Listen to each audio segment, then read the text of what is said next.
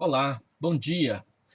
Essa é a gravação da aula número 2 do nosso curso Fundamentos da Fé da Igreja Presbiteriana de Vila Nova, aqui em Goiânia, Goiás. A nossa aula de hoje trata sobre o novo nascimento e eu gostaria de ler com você João capítulo 3, versículo 1 a versículo 8. A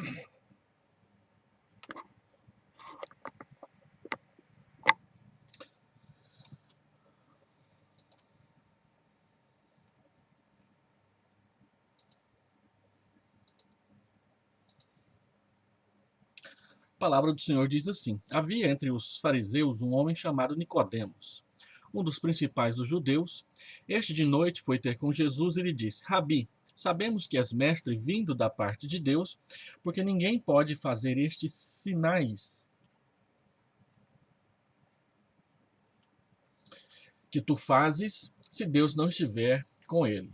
A isso respondeu Jesus: em verdade te digo que se alguém não nascer de novo, não pode ver o reino de Deus. Perguntou-lhe Nicodemos: Pode, porventura, voltar ao vento? Pode, perdão, deixa eu ler corretamente.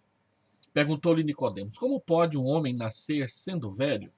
Pode, porventura, voltar ao ventre materno e nascer segunda vez? Respondeu Jesus: em verdade te digo, quem não nascer da água e do espírito não pode entrar no reino de Deus. O que é nascido da carne é carne, o que é nascido do espírito é espírito. Não te admires de eu te dizer, importa-vos nascer de novo. O vento sopra onde quer, ouves a sua voz, mas não sabes de onde vem, nem para onde vai. Assim é todo o que é nascido do espírito. Palavra do Senhor, João capítulo 3, versículo 1 a 8. O que temos aqui? Nicodemos encontra-se com Jesus. Ah, Queria entender seus sinais. Jesus mostra que o caminho para se chegar a Deus é diferente. Se alguém não nascer de novo, não pode ver o reino de Deus. Então, a primeira pergunta que se levanta para nós é a seguinte: o que é nascer de novo? O texto nos dá duas respostas para que nós possamos entender essa questão do novo nascimento. Deixa eu ajustar aqui, está um pouco desajustado.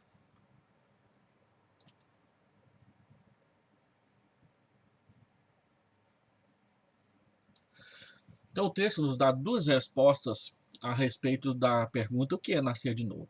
A primeira resposta de Jesus, no versículo 5, é que novo nascimento é nascer de Deus. A expressão que Jesus usa aqui no versículo 5 é a expressão anotem no texto grego, que quer dizer nascer de cima, nascer do alto. E o nosso tradutor traduziu por novo nascimento. O conceito que está por trás desse nascer de cima e nascer do alto é nascer de Deus, nascer da parte de Deus, um nascimento que é realizado, que é promovido pelo próprio Deus. Então, o novo nascimento acontece quando Deus abre o nosso coração para conhecê-lo, passando a viver para ele, o nosso coração passando a viver para Deus. Este novo nascimento é uma obra exclusiva de Deus, porque é nascer do alto, é nascer de cima, é nascer de Deus. É Deus quem é o dono, é Deus que é o operador do novo nascimento. Nós não podemos realizar o nosso novo nascimento. Nós somos nascidos outra vez por uma ação soberana, direta e individual, particular de Deus na nossa vida. Este novo nascimento, então, é uma obra exclusiva de Deus. A nova vida, segundo o Evangelho de João, é conhecer a Deus e conhecer a Jesus Cristo. João capítulo 17, versículo 3, Jesus diz no início da sua oração no cenáculo que a vida eterna é esta, que te conheçam a ti, o único Deus verdadeiro, e a Jesus Cristo a quem tu enviaste. Então a vida eterna é conhecer a Deus, a vida eterna é conhecer a Jesus Cristo. Jesus nos revela a verdade e o único caminho verdadeiro até Deus. Ele diz isso em João 8:32: e conhecereis a verdade, e a verdade vos libertará. E ele então diz no capítulo 14, versículo 6: eu sou o caminho e a verdade que vos libertará, de 8:32. Eu sou o caminho e a verdade e a vida, ninguém vem ao Pai senão por mim. O que Jesus está dizendo em João 14 e João 8 é que a única possibilidade de nós podermos chegar a Deus, ir até Deus e viver com Deus é pela mediação dele. Ele é o intermediário de Deus, ele é o mediador que Deus enviou para que abrisse a porta e nos conduzisse para a vida eterna com Deus. Por isso, conhecer a verdade é conhecer a Jesus, que foi enviado por Deus para morrer por nós na cruz e nos libertar do jugo do pecado. João 8:34 e 36. Se, pois, o Filho vos libertar da escravidão do pecado, verdadeiramente sereis livres, porque ele é a verdade. Sendo ele a verdade, ele traz o conhecimento da verdade e a salvação verdadeira para nós. Jesus não está dizendo que o que nos salva é saber que ele é o Salvador. O que nos salva é ele entregar a sua vida por nós e em arrependimento recebermos essa obra de Jesus a nosso favor. Deus nos faz nascer da morte no pecado para uma vida nova com Deus. Efésios capítulo 2, versículo 1, Paulo diz: ele vos deu vida, estando vós mortos nos vossos delitos e pecados. Se é ele que nos dá vida, esse ato de Deus nos conceder, de nos dar a vida estando nós mortos, a Bíblia chama de novo nascimento. E que morte é essa? Paulo diz em Efésios 2: ele vos deu vida, estando vós mortos nos vossos pecados e nos vossos delitos, ou nos vossos delitos e pecados, nos crimes que nós cometemos, nos pecados que nós cometemos diante de Deus. A segunda resposta de Jesus, ela aparece no versículo 5.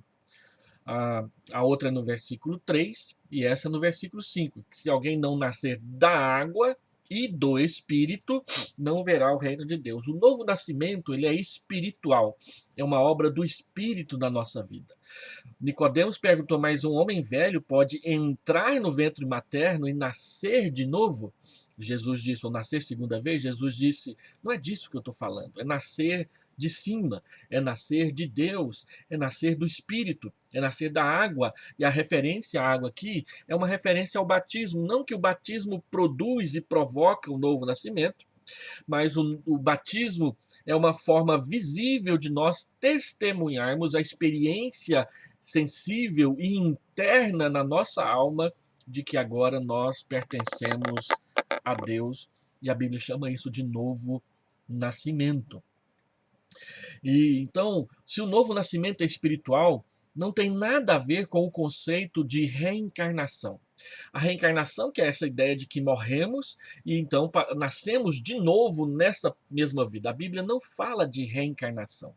A Bíblia fala, quando diz do novo nascimento, que nós temos um nascimento na alma, um nascimento espiritual. Nascemos de novo porque estávamos mortos nos pecados que cometemos e éramos escravos desses pecados, mas agora Deus nos dá uma nova vida para enxergarmos os nossos pecados no perigo que eles são para nós e abraçarmos uma nova conduta de vida baseada no exemplo, na divindade, na perfeição e na santidade de Deus diante dos nossos olhos. Então, nascer de novo significa ter um coração transformado pela atuação do Espírito Santo dentro de nós, na nossa alma, na nossa personalidade, no nosso caráter. Ele é quem opera, ele quem realiza o novo nascimento. Leia comigo Tito, capítulo 3, versículo 3 ao 5. Deixa eu abrir aqui na minha Bíblia. Tito, capítulo 3.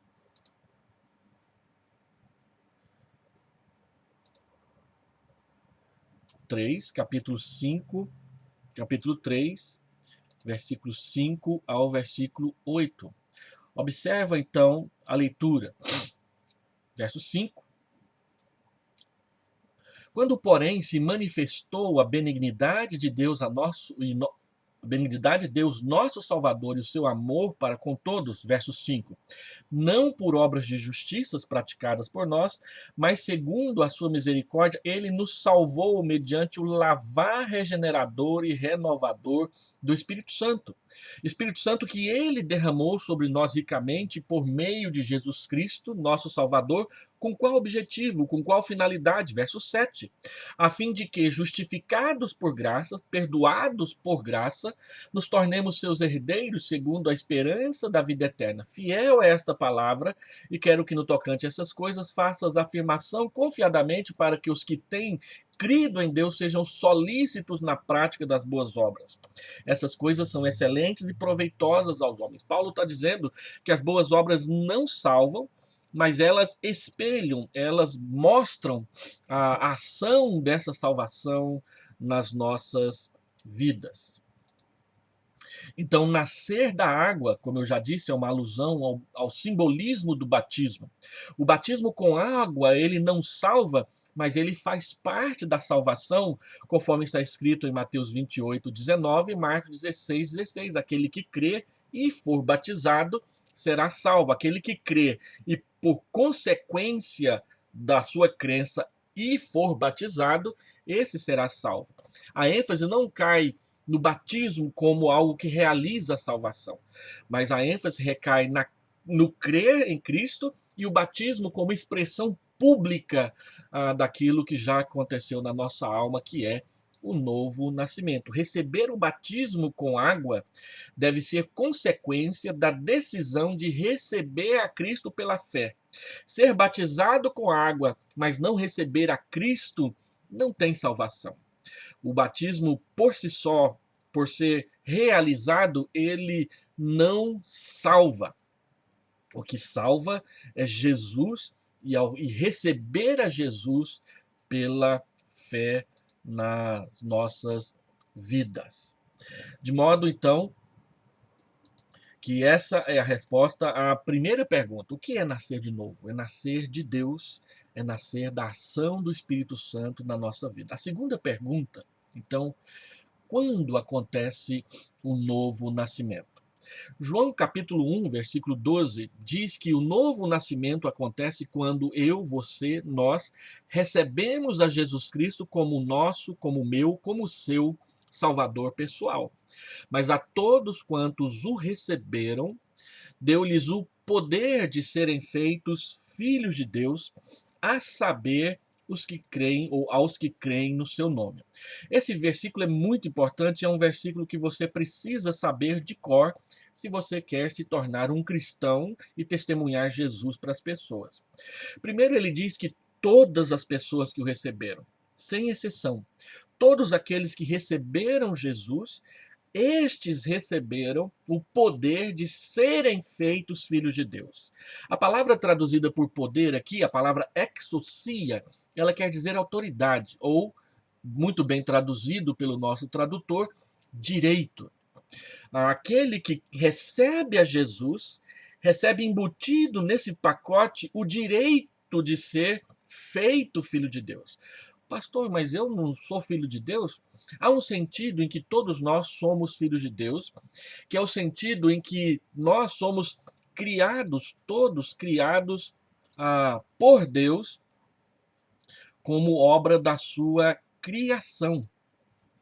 Deus é o criador de todas as coisas, de todos os homens, de todas as mulheres. Nesse sentido de criador, todos nós podemos chamá-lo de nosso Pai. No entanto, a Bíblia fala de um modo específico ou de um modo especial, em que só pode chamar a Deus de Pai aquele que é feito seu filho pela adoção ao receber Jesus Cristo como seu Salvador. Neste momento, Deus se torna o nosso Pai e nós somos feitos seus filhos. Observe que nós não nos fazemos a nós mesmos filhos de Deus, mas é Deus quem nos faz seus filhos, nos dá o direito de ser reconhecidos como seus filhos quando recebemos a Jesus como nosso Salvador. E João não deixa dúvida. Ele diz: a saber, os que creem no seu nome. Quem são os que podem ser chamados filhos de Deus? Aqueles que creem no seu nome. Então, essa é a primeira resposta. O novo nascimento acontece quando você, nós recebemos Cristo como nosso Salvador. Receber e crer são expressões paralelas nesse texto. Quem recebe a Jesus, recebe-o para uma vida de fé constantemente depositada nele.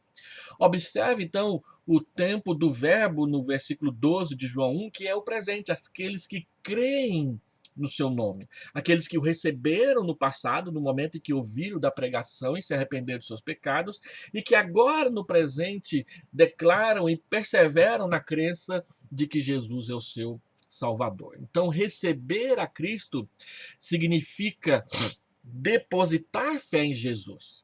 Significa jurar fidelidade a Ele somente. E significa acreditar que Ele é quem diz ser, Ele é o Filho de Deus.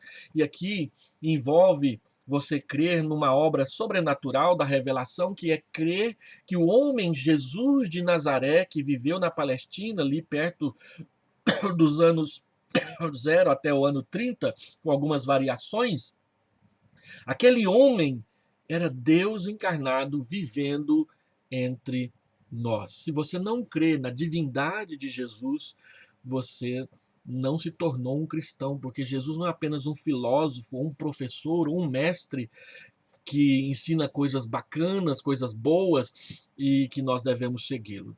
Dalai Lama é assim, Mahatma Gandhi é assim, mas Jesus Cristo não é assim. Jesus Cristo é o Deus encarnado que habitou e viveu entre nós, entregou sua vida na cruz e ressuscitou ao terceiro dia para que o perdão que ele realizou na cruz pudesse ser aplicado, colocado nos nossos corações.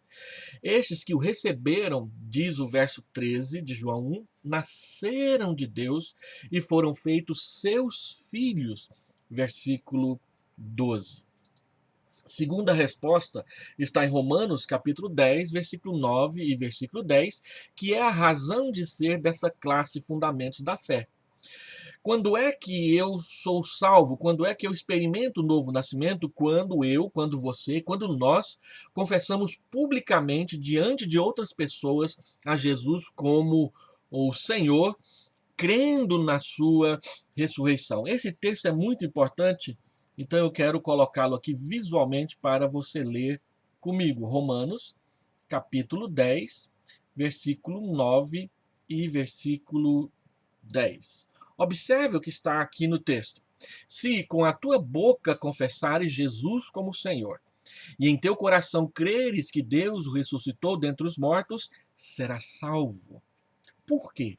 Porque com o coração se crê para a justiça e com a boca se confessa a respeito da salvação. Então, observe o que Paulo está dizendo em Romanos 10.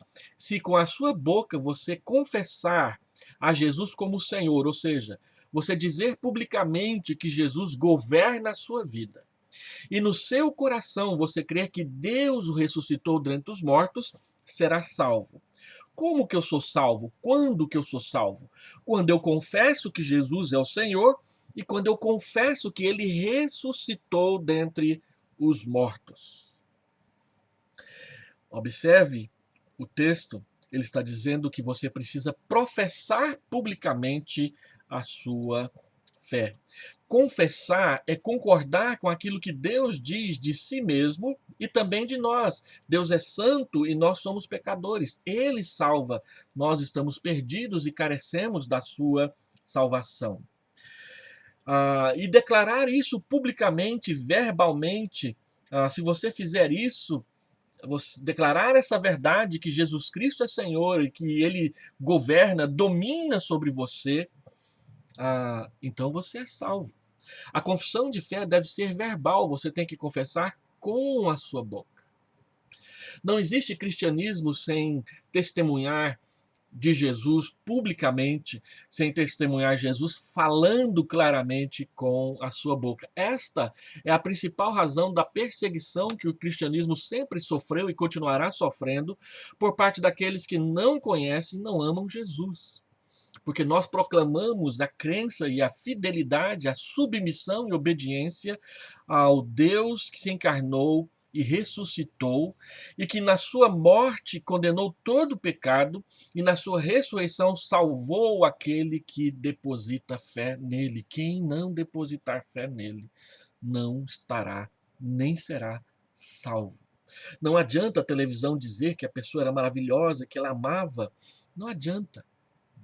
Se a pessoa não se entregou e se submeteu a Jesus e emendou os caminhos da sua vida de acordo com a palavra de Deus, essa pessoa não é e nem será salva, até que, arrependida, confesse o governo de Jesus sobre a sua vida, e a lei de Deus e a forma como Deus nos governa está revelado claramente nas Escrituras Sagradas, e especialmente na pessoa, na vida, nos procedimentos, no comportamento de Jesus de Nazaré, que nós cremos ser o Cristo.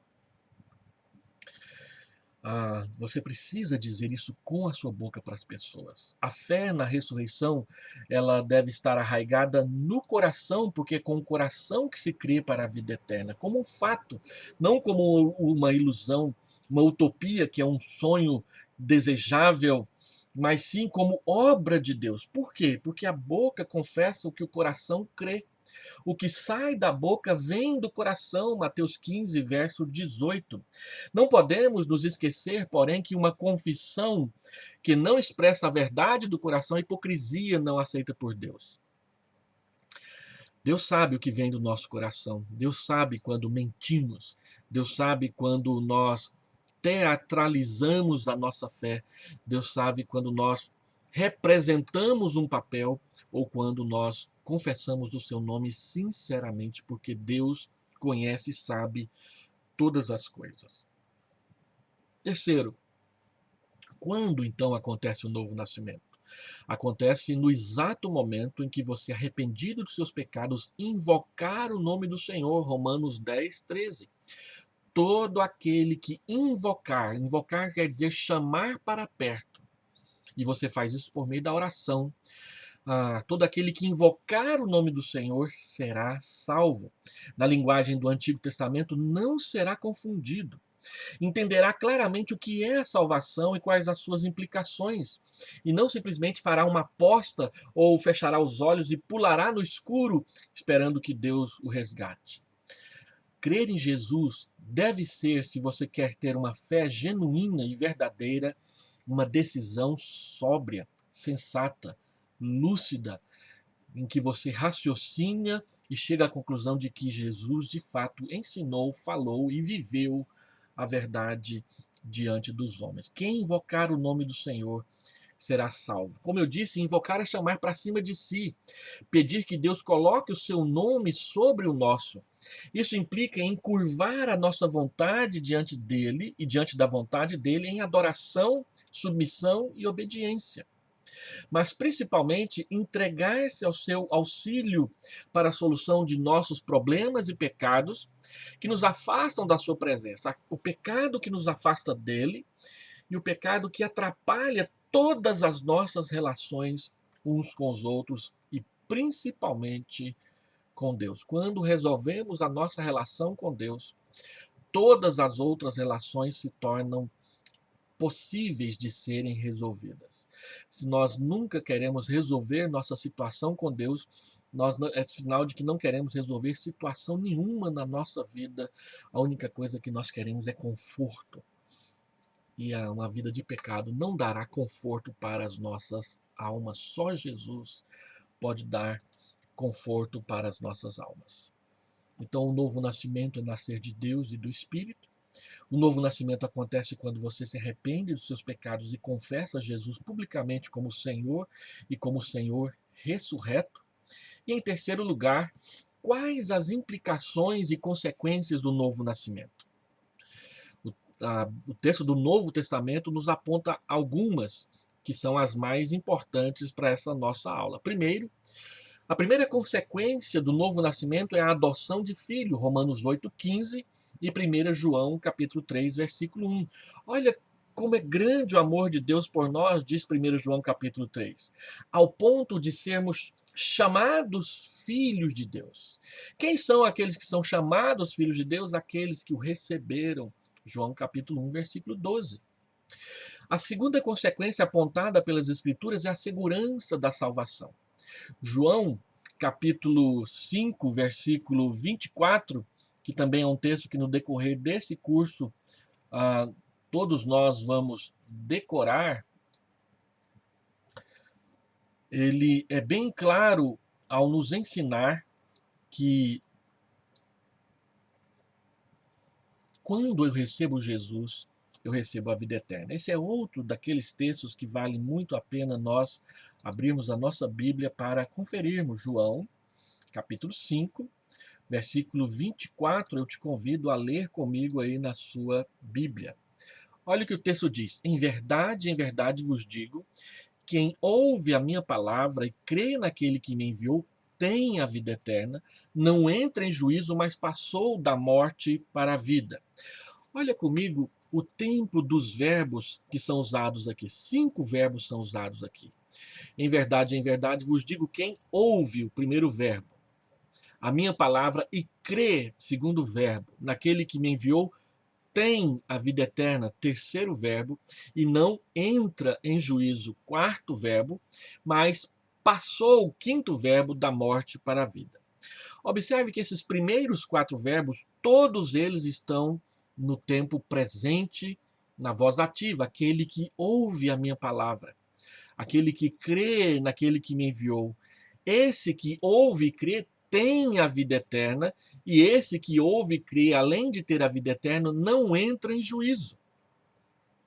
Então, 4 verbos no presente dizendo que aquele que crê em Jesus pode sim ter segurança da sua salvação, não com base na sua fé unicamente, mas com base na promessa de Deus estampada diante dos nossos olhos nesse verso e tantos outros no Evangelho de João, nas Epístolas de João, nos livros do apóstolo Paulo, Epístolas Romanos, Epístolas aos Efésios, Colossenses, Filipenses. Todo o Novo Testamento é unânime em dizer que quem crê em Jesus tem, não diz terá a vida eterna. Porque quando nós colocamos o verbo no futuro, nós colocamos a possibilidade de, no intervalo entre a vida e a morte, a gente perder a salvação, que é a linguagem do arminianismo, mas não é a linguagem das Escrituras. A linguagem das Escrituras é que eu posso ter segurança. Os presbiterianos, os reformados, usam a palavra certeza, mas para não ofender demais os nossos irmãos pentecostais, neopentecostais, arminianos, nós vamos dar uma canja, tem segurança da salvação, porque a segurança da salvação não é baseada nas minhas emocionalidades e nos meus atos, mas é baseada naquilo que Cristo fez, naquilo que Deus o Pai fez, naquilo que o Espírito Santo fez a nosso favor. Então, quem crê, quem ouviu a pregação do Evangelho, quem creu na pregação do Evangelho, tem imediatamente verbo no presente a vida eterna, e imediatamente verbo no presente não entra mais em juízo. Romanos capítulo 8, versículo 1, nenhuma condenação há para os que estão em Cristo Jesus. 2 verbos no presente. Não haverá, e nem para aqueles que estarão, mas para quem está agora, não há desde agora condenação. Isso não quer dizer que crer em Jesus me permite viver uma vida de pecado, uma vida de desobediência. Porque o novo nascimento, ele reestrutura o caminho da nossa vida. Quem confessa que Jesus governa a sua vida e Jesus não nos governa levando-nos para cometer pecados. Ele nos governa para andarmos nas veredas da justiça por amor do seu nome, Salmo 23. Sem santificação ninguém verá o Senhor. Ele nos converte, ele nos dá um novo nascimento para que paulatinamente e consistentemente a nossa vida seja transformada pelo convívio com Ele, pelo contato com Ele e pelo amar e obedecer o Evangelho. E o último verbo aqui, para confirmar o que eu estou falando, está no passado. Aquele que ouve e crê tem e não entra em juízo, tem a vida eterna e não entra em juízo, mas passou da morte para a vida. Por que o verbo aqui está no passado? Porque se você creu agora, se você ouviu agora, creu agora, então agora você tem a vida eterna. Agora você já é livre da condenação eterna de Deus, e então toda a velha vida ficou no passado. Se alguém está em Cristo, diz 2 Coríntios capítulo 5, 17, se alguém está em Cristo, é nova criatura, é nova criação. As coisas antigas já passaram e eis que se fizeram novas. É isso que Jesus está falando aqui. E no texto original, o verbo que está traduzido aqui na voz ativa, passou, você passou, ele está na voz passiva. Não somos nós que passamos para a vida eterna. É Cristo quem nos passa para a vida eterna. O verbo está na voz passiva para mostrar que Jesus não é o caminho da salvação. Jesus é a própria salvação. Jesus não é o caminho da salvação. Jesus é o próprio Salvador. Ele nos deu vida estando nós mortos nos nossos delitos e pecados. E ao fazê-lo, ele nos transportou da morte para o reino do Filho do seu amor. Colossenses capítulo 1, versículo 13. A visão bíblica não é que nós estamos a caminho da morte. A visão bíblica é que nós já estamos mortos nos nossos delitos e pecados, e Jesus então nos dá uma nova vida, ele nos tira da morte e ele nos coloca na vida, que é o que está dito claramente aqui e em Colossenses capítulo 1, versículo 13. Ele nos passou da morte e nos colocou na vida. Isso nos traz segurança. Ele nos transportou da morte ou do império das trevas, como está em Colossenses 1,13, para o reino do Filho do seu amor, de modo que agora nós já somos cidadãos do céu, nós somos filhos adotivos de Deus. Terceiro, o texto então fala do Novo Testamento, fala de nós andarmos em novidade de vida. Romanos capítulo 6, versículo 4. Aqueles que receberam a Jesus devem andar em novidade de vida, não devem continuar praticando os pecados que cometiam antes, mas devem cada dia buscar uma nova vida, um novo comportamento, uma nova atitude que agrada a Deus e não que desagrada a Deus. Dessa forma, estar em Cristo é ser nova criação. As coisas antigas devem ser abandonadas, substituídas é a palavra bíblica para isso. Em lugar das obras da carne, feitiçaria, ciúme, inveja, briga, essas coisas que são pecaminosas, deve reinar em nós o fruto do Espírito, que é amor, alegria, paz, bondade, benignidade, mansidão, fidelidade e domínio próprio. As obras antigas que eram pecaminosas vão sendo substituídas pelo fruto do Espírito que vai crescendo no nosso coração e transbordando para as outras pessoas por meio do nosso comportamento e das nossas atitudes. A quarta consequência que nós podemos indicar é o discipulado. Filipenses capítulo 3, versículo 9 e 10, Paulo diz: eu quero ser achado nele, não tendo justiça própria que procede de lei, mas a justiça que vem pela fé no Filho de Deus, que me amou e a si mesmo se entregou por mim. É ser achado nele.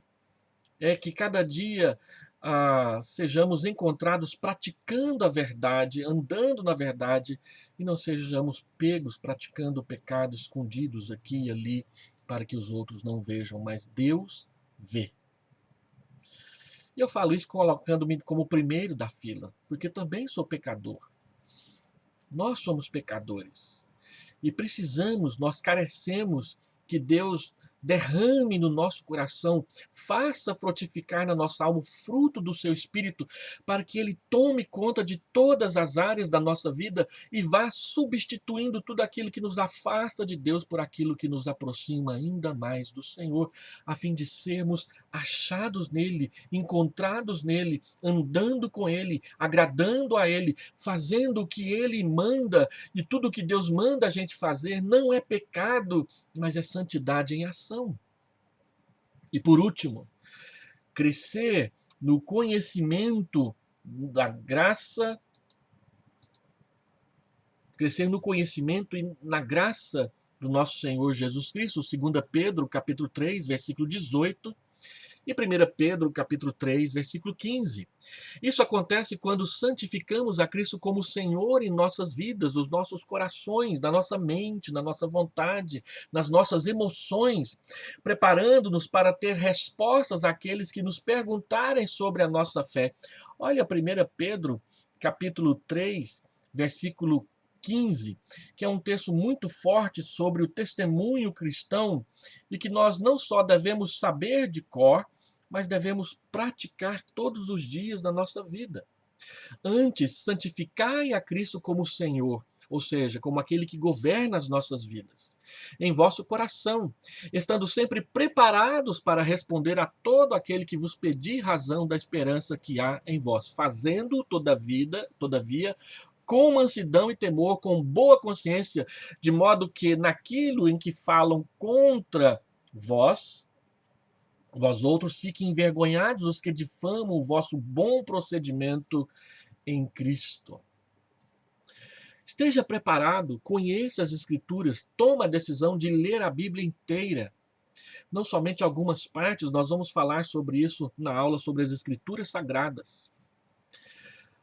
Tome a decisão de crescer, frequente a igreja, participe dos trabalhos, faça os cursos para aprofundamento na doutrina e na fé, porque o resultado disso não é uma mente grande, uma cabeça soberba e arrogante que despreza os outros, mas se você fizer isso corretamente, você vai santificar a Cristo no seu coração para responder a todo aquele que inquirir da sua fé. Quando eu estava no início da minha fé, a minha família me fez muitos questionamentos, porque eu era católico. E muitas acusações, fui colocado contra a parede muitas vezes, e eu tive que aprender a conhecer as Escrituras para responder a respeito da minha fé. Às vezes as pessoas dizem que nós somos arrogantes porque temos respostas tiradas das Escrituras para justificar a nossa fé. Mas quem nos justifica é Deus. Ele sabe se é soberba, se é arrogância ou se é conhecimento verdadeiro da sua palavra verdadeira. Expresso não com falta de educação, não com acusações, não com menosprezo, mas com a sinceridade de consciência de que a palavra está aí e você a conhece. Então, dê o seu testemunho da verdade. Não há nada na Escritura que diz que porque nós damos testemunho da verdade, as pessoas simplesmente vão acreditar docemente no que nós falamos. Não. A palavra sempre acusa e condena o pecado, inclusive os nossos, não só os dos outros. Então, aprenda a conhecer a Escritura Sagrada como uma implicação verdadeira para a sua fé. E então, responda para si mesmo e para Deus, nós estamos entrando na conclusão dessa aula. Jesus Cristo é o Senhor e Salvador da sua vida? Você já confessou com a sua boca a Jesus Cristo como o Senhor, aquele que governa a sua vida, aquele unicamente que governa a sua vida, não outro? Se não fez, hoje, assistindo a essa aula, é a oportunidade que Deus lhe dá para que você o faça. Segundo, você já recebeu a Jesus Cristo em sua vida? Todos quantos o receberam, deu-lhes o poder, a autoridade, o direito de serem feitos filhos de Deus. Quem? Aqueles que creem no seu nome. Então você já recebeu a Jesus? Se você não recebeu, esta aula e esse vídeo é o momento apropriado para que você ore a Deus e peça para que Ele venha viver em você por meio do Espírito Santo, que ele coloca habitando o coração, a alma de todo aquele, de toda aquela que nele crê. E terceiro, se você não fez nenhuma dessas duas coisas que eu acabei de falar, você está pronto, você está pronta para fazer isso agora. Todo aquele, toda aquela que invocar o nome do Senhor será salvo. O que é invocar? É orar, dizer para Deus: Senhor, eu reconheço os meus pecados e eu entrego nas suas mãos e na sua direção o governo da minha vida, para que o Senhor me conduza como bom pastor, que leva para as águas verdejantes, a águas e campos tranquilos, águas tranquilas e campos verdejantes, a fim de que a minha alma repouse. Ó Senhor Deus, traz descanso para a minha alma. Recebe-me na tua presença. Eu entrego ao Senhor a minha vida. Em nome de Jesus. Amém. Eu quero então terminar essa aula chamando a sua atenção para essa decisão. Se você quer se tornar membro da igreja, da nossa igreja, então você precisa confessar a Cristo, você precisa receber a Cristo, você precisa orar entregando a sua vida a Jesus. Esse é o primeiro passo, ele é o passo fundamental. Nós não queremos simplesmente membros na igreja, nós queremos pessoas que tiveram, de fato, uma entrega verdadeira da sua vida a Jesus. Que Deus te abençoe e até a próxima aula. Amém.